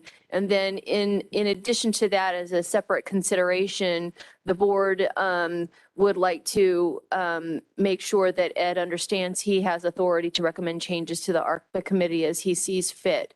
Is that my understanding of the discussion? Yes. All right. Any closing comments? Hearing none, will the clerk please call the roll? Joe Nevs, Yes. Richard Valley, Aye. Doug Verboon, Yes. Craig Peterson, Aye. Richard Fagundes. Let the record show that item stands approved, 5 in favor. Thank you very much, Carrie. The next item comes from Public Health and regarding an update to the COVID-19. And I also want to acknowledge and thank, tell me your name again. Rosemary. Mary. I always want to call you Rosemary. Rosemary. I certainly want to thank you and wish you well. And it's always good when that person comes back the second day of their new employment. Yeah, and then the next major milestone is when you come back after payday.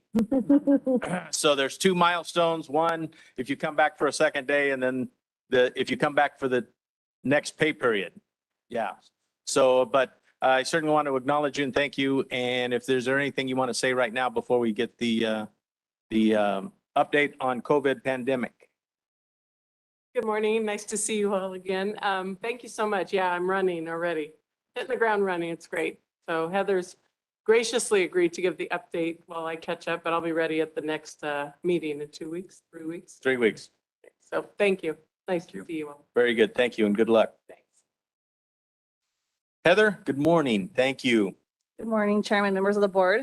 Thank you, Chairman Neves, I was going to introduce Rosemary too, but I'm glad you did. Oh, I'm sorry. No, you're fine.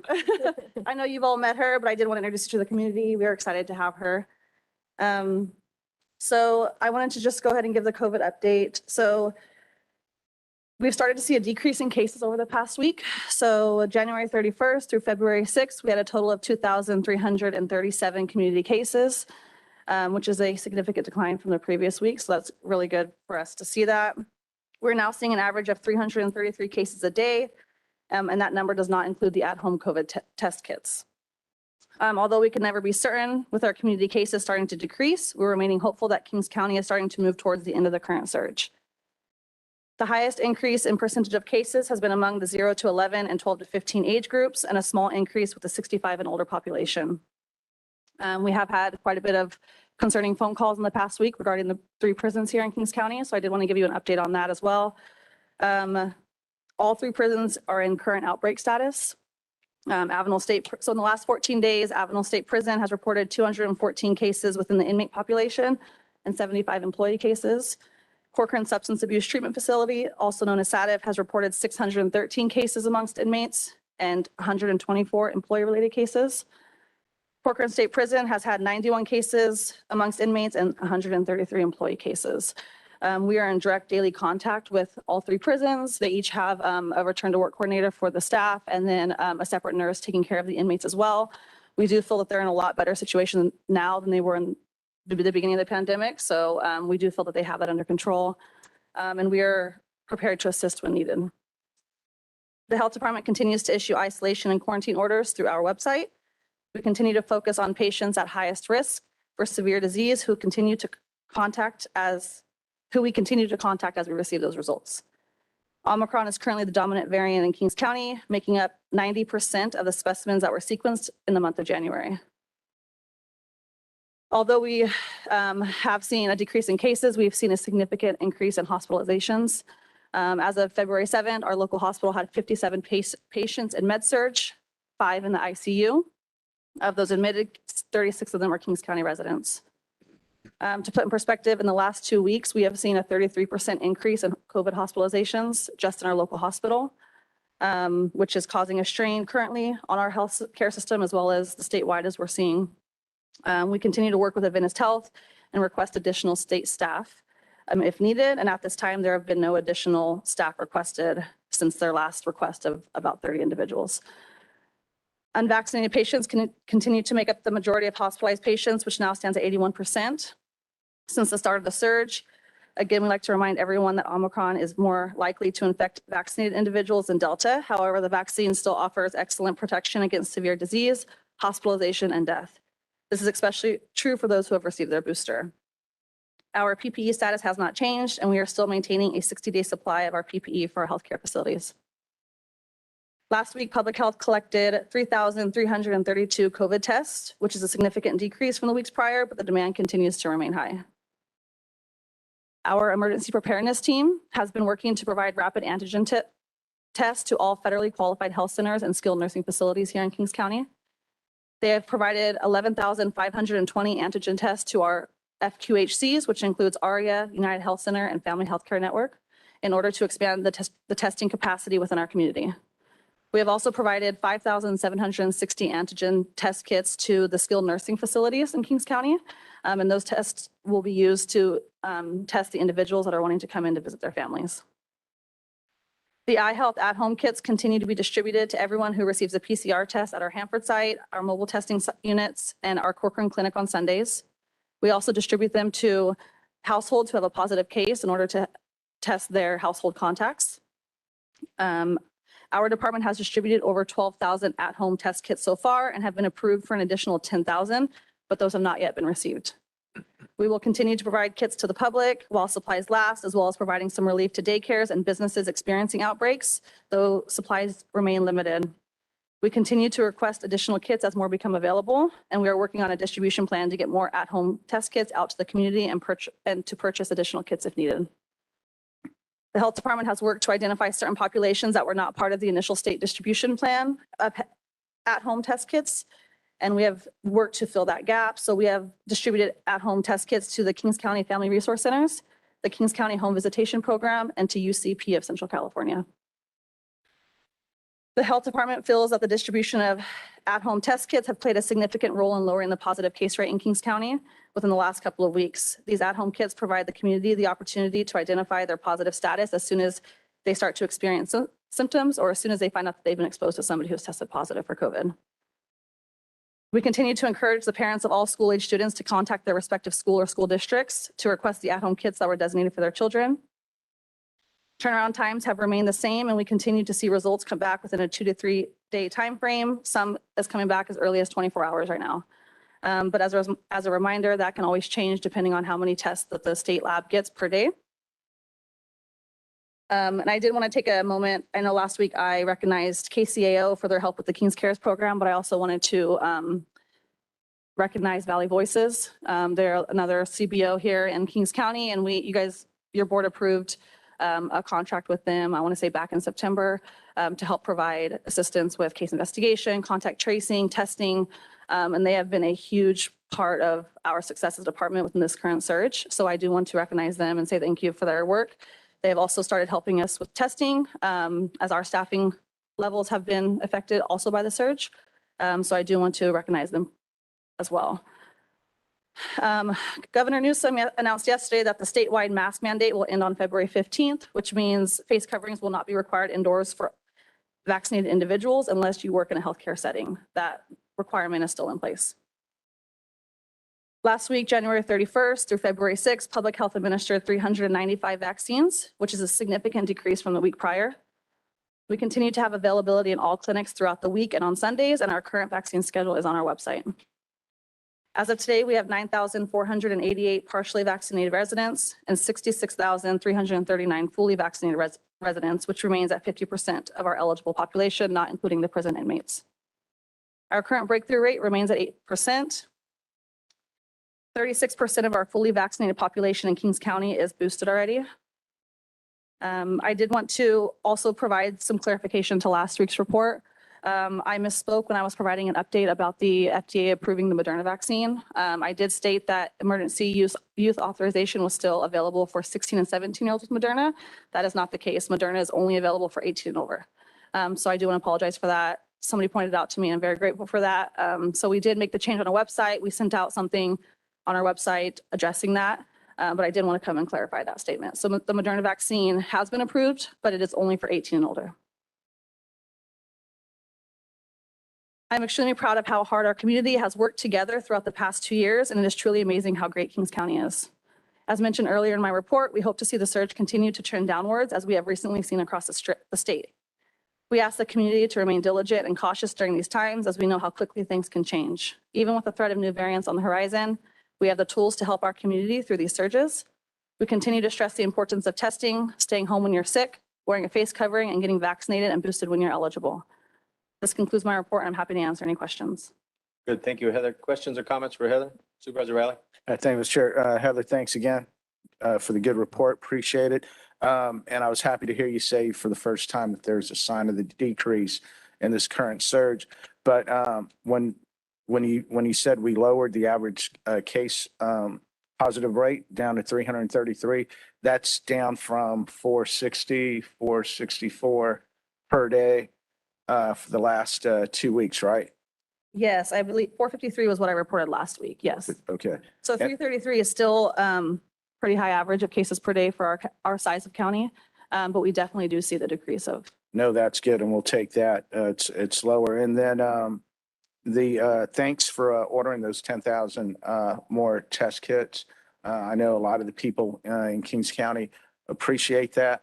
I think it's also been a draw for people to come down and get tested because they're looking for those free test kits. At least that's the signal that I get. And so thanks again. So as you said, they're ordered but not received yet. For the public, are we out right now? Or if they go to our mobile DOs or to our site across the street, could they still get them today and tomorrow? Yes, we currently, I believe we're a little over 7,000 kits left. So we do anticipate with our testing numbers that with just the testing side of it, another week and a half. But like I said, we also have distributed to the FRCs, any positive case that we get that has households that need those. So they don't have to go out to purchase their own. We want them to stay home. We will mail those kits to them. And then we try to fill any gap with daycares, small businesses, larger businesses, if we have that capacity with staffing. And then we do request those kits through our Mohawk program. So our FEP team will request from the state, justify why we need those test kits. So yes, we have been approved for a little over 10,000, but those yet have not. We haven't received those, and we know things can change. So we want to make sure we have those in hand before. No, that's huge. Thank you. And lastly, Mr. Chair, as I know, Health Department has worked themselves beyond exhaustion for going to the last 2 years now. We do appreciate you, but I want to give a big thank you and a shout out to, I believe he's a nurse. His name is Barry, and he was at the Home Garden site this past Friday. Mr. Chair, my son Kobe, in order to get back to his university yesterday, he had to get his booster. And, my boy is 20 years old, but he's deathly afraid anytime he gets a shot. Ever since he's a kid to his last first doses of vaccine, he gets it and he slumps in the chair and he acts like he's going to pass out. And I bring him a trash can in case he has an accident. But this nurse, this nurse, Barry, his approach to my son is very professional. And as quick as he gave Kobe that booster vaccine, Kobe didn't even know that he had just received it. It was like I thought he just slapped him on his arm. It was half a second. And the way he handled my son, it was a very positive experience. And so I want to give him a big thank you. And I appreciate that. Thank you. No, yeah, we appreciate it. Barry's great.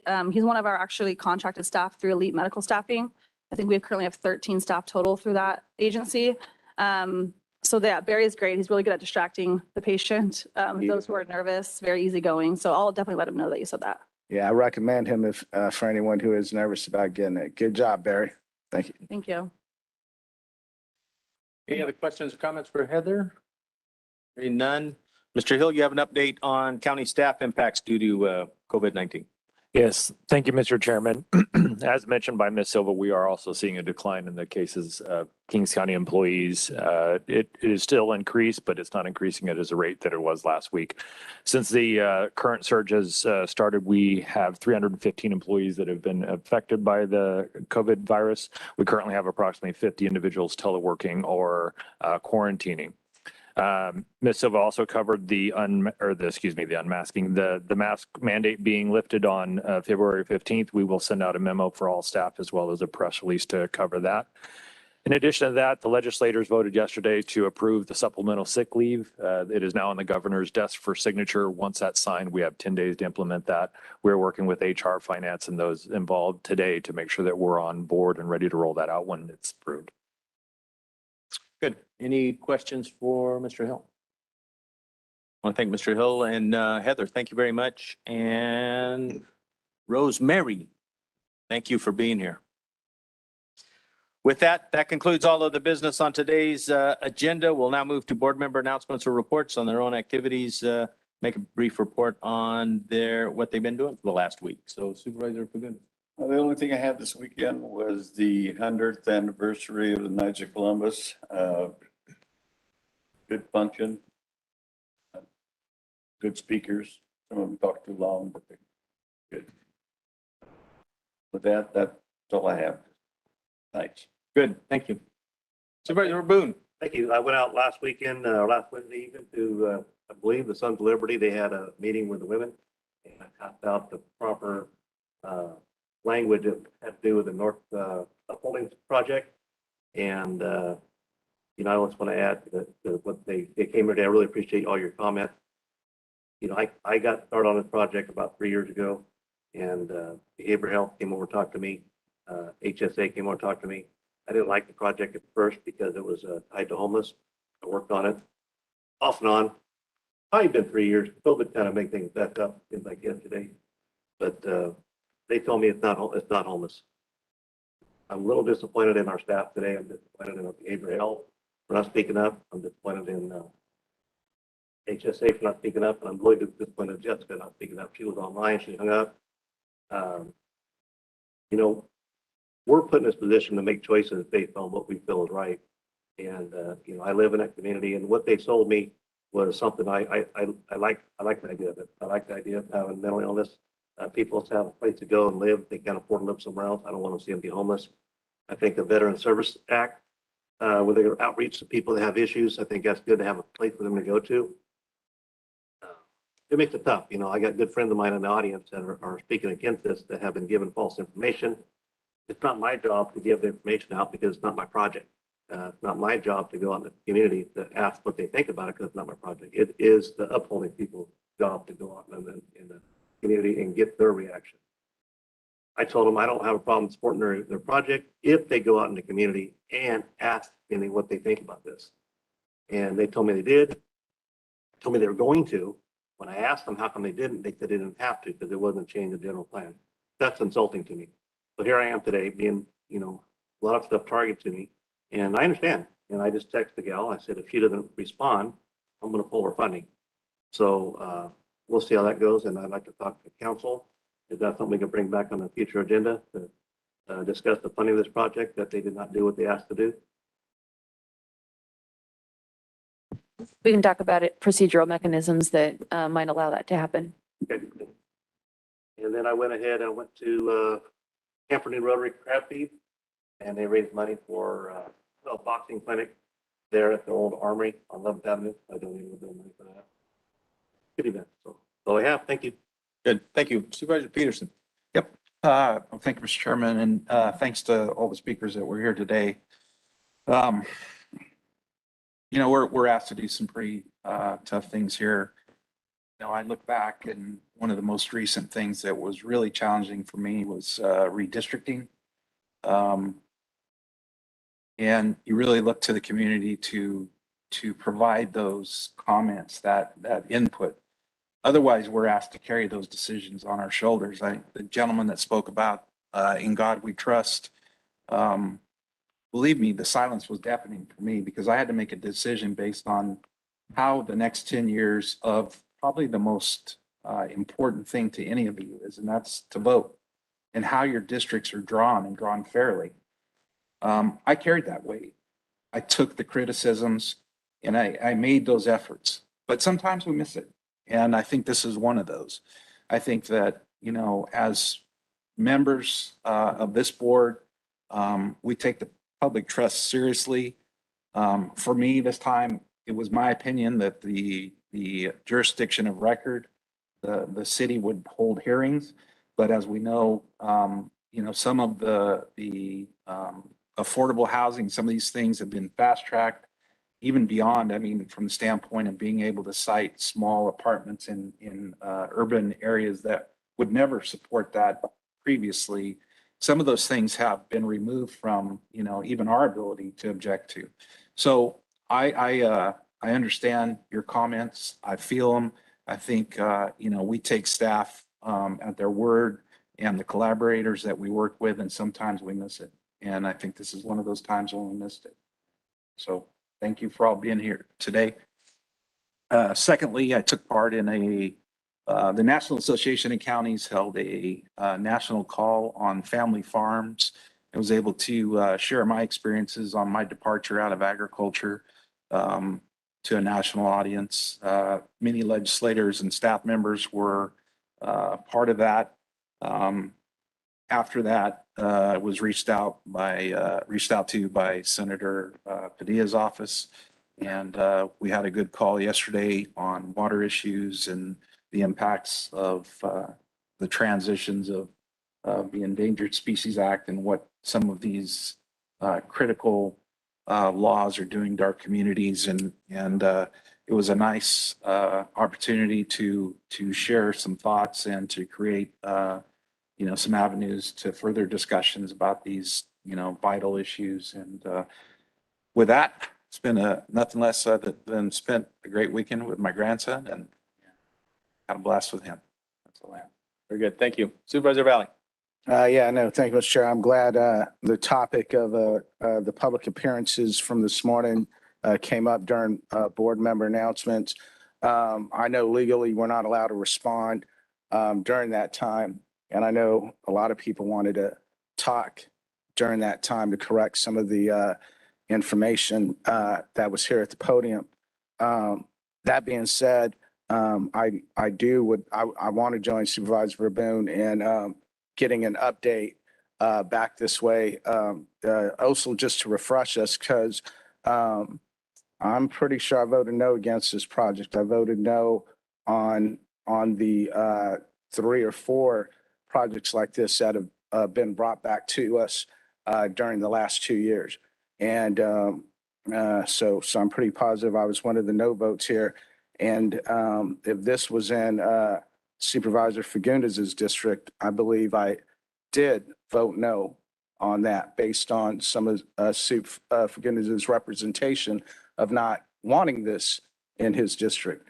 And so I'd like to be reminded of that was the fact here for this vote, okay? Because there's been a couple, and I think that we do need to get reminded on that. Issues of transparency, again, I spoke about the need to inform the public and the Board of Supervisors a lot sooner than just the Friday. This is my 14th year up here now, and I never liked waiting for the agenda on Friday afternoon to cast votes on Tuesday, because the staff has the ability to do all their research and work with the clerks to get this information on the board. It's not always easy to have the opportunity to digest that, have the opportunity to get information between Friday afternoon and Tuesday at 9 when it's time to hit the button on that board right there. And so those requests have gone unanswered to have that moved up and give the Board of Supervisors a 2-week buffer there. That's needed, and the public needs that as well. But always talking about transparency here. Even before COVID, the board looked at having live broadcasts. And so that's taken place during the pandemic as we all had to change, can't even sit in our own seats, can't hit the button anymore for people to see the votes. But the positive side about that is all these meetings are on YouTube. Okay, and also the meeting that many of you were concerned about, you can go back and you can go to YouTube and watch the video, the whole discussion. And that parlays into my request months ago, which was don't ever take those videos down. There's no reason. It doesn't cost us anything. It's on YouTube. There's no reason to say we'll only keep the videos up for 6 months. Today's a good example of why those videos need to stay on there on our YouTube channel. And so appreciate the folks from IT who've done a good job of trying to figure this out for us. We're not the most professional, as it's been said, we're not the most professional county yet in setup. We don't have the fancy remote control cameras and the fancy broadcasts, but IT is doing what they can do to get that out there. So that should be cemented on YouTube there as well for all that information. So yeah, please bring us back an update here. And I'd like to go back and learn about this, these emails today, the people here today. That was a surprise to me, not knowing that this was a concern. I see a lot of these emails came in last night and the clerk didn't get a chance to get them to us, but they're all printed up here this morning for us. So we'll keep looking into this. Thank you. Thank you, Mr. Chair. Good, thank you. For me, I want to thank Supervisor Verboen for attending the Aquamarine Solar Project ribbon cutting. A unique bunch out there with Teslas and pickups in the middle of a field dealing with solar. We'll have another ribbon cutting in March for the slate operation. It's amazing with all that power and all those panels, and they still had generators to run the system. So it was kind of neat. First five meeting also approved the audit and the annual report. First five continues to evaluate all of the other programs and the grantees that are associated with first five. And also the spotlight on service was on the Kings United Way and the referral exchange system, and that's operation. The South Fork Kings Policy Committee meeting held on February 4th. We received the update on the Tulare Lake Subbasin Groundwater Sustainability Plan. We've taken those remarks and we have 180 days to respond. And then after that 180-day response, there will be a public comment period again as that amended plan goes out for public comment and get that back. We also approved the AB 361 protocols, so that organization continue to meet virtually. One thing that I had asked Mr. Hill and my colleagues when they go back to NACO is Calviva has some concerns with the state preparing a contract for Medi-Cal out to Kaiser. Kaiser is a very good organization, top ranked, have some excellent platforms in medical care, but it's kind of disheartening to organizations like Calviva and the 16 or 15 other healthcare provider groups in California. And it appears that Kaiser will have the ability through its enrollment limitations to be able to take only offer services to the lower risk populations, leaving Calviva with the children, aged and special needs and seniors. So I'll have some talking points from you coming from Jeffrey. And hopefully, we can at least put it on the table and talk about it. Personally, also had granddaughter Judy. They competed at the Merced Mariposa Regional FFA project competition. It's kind of disheartening because when I was a kid, we used to do that. All of the community colleges here, West Hills, Coalinga, COS, Reedley. Merced's about the only community college left doing that outreach to FFA students. Both of them competed very, very well. And they also competed in the Merced County Academic Decathlon, and Riley was top. The Lemoore Middle College successfully took the Kings County Academic Decathlon for the 10th year in a row. This is the 40th anniversary of Academic Decathlon. And this year's theme or topic was water. This one would have been a good good to have and good to share. Unfortunately, COVID protocols kind of changed that around a little bit. But certainly want to congratulate those students, coaches, and parents as that team moves on into state competition. Continue to announce basketball at West Hills College. I was hoping that next week would probably be the last week, but COVID protocols and postponed games, we're going to extend that season out to the 25th.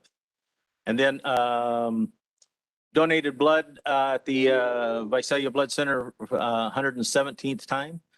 So I have 3 more times to make that 15-gallon mark for blood donations, and I'm still fat. I can't figure that out. Just too many calories, not enough blood. Don't eat all the Twinkies when you get done. That's the point. Yeah, I spend about 5.5 minutes pumping out, about 20 minutes in the cantina. So worked out well. With that, that concludes. Mr. Hill, would you like to talk about board correspondence, upcoming events, and future agenda items? Yes, thank you, Mr. Chairman. Your board received correspondence from Avenal Recreation Department providing your board with the 2022 event calendar. Your board also received the independent audit report for the Offices of Emergency Services grant. And then the Department of Finance submitted various financial reports as they do on a regular basis.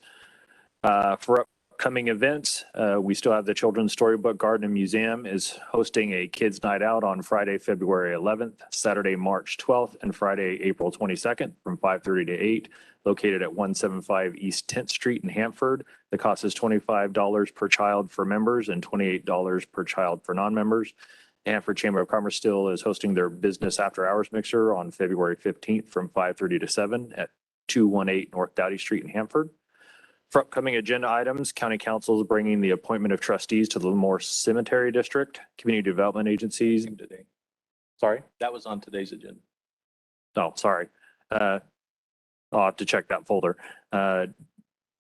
Community Development's bringing a contract amendment with Self-Help Enterprise for Community Housing Program Grant. Public Health, of course, the COVID-19 update, and Human Services Agency consideration for the purchase of laptops. That concludes that report. Thank you, Mr. Hill. Questions or comments? Hearing none, that concludes all the business on the agenda for today. The board will now move into closed session to take up litigation, initially formally, Leprino versus Kings County, and we will report out of that on the March 1st agenda date. I do want to bring to your attention that the February 15th meeting has been canceled due to participation at the National Association of Counties annual meeting and legislative platform conference. The February 22nd meeting has been canceled due to observance of President's Day. And our next regular scheduled meeting will be Tuesday, March 1st, 2022. With that, I want to thank everyone for coming out today. Please have a safe trip home. Stay healthy, and we'll see you next time. Thank you very much.